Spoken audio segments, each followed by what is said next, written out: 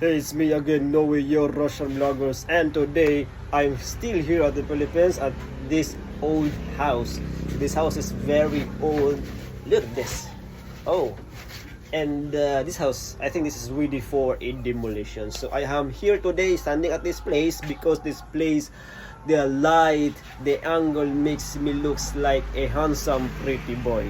So I am here today because I am going to answer some of the questions, some of the repeated questions in the comment sections. Okay, so a lot of my followers, a lot of my bashers keep asking me, am I a Russian? Why is he sounds like nothing? Why is he not dangerous? Okay, so let me tell you this. I may not be a dangerous, but do not underestimate me because I can kill your family, break you, scratch you into pieces, and end your life is a single second. So do not underestimate me.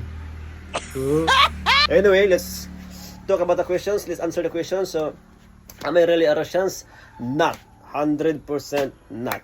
Okay, but I have a blood of Russians because my mom is from Los Angeles, Canada, and my dad is from Moscow, Russia. That is why I have a blood of Russian.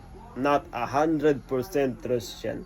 I may not sound like a dangerous one, but let me tell you this. Once I open my true accent, it sounds like many things. It's very intimidating. It looks like they want something from you.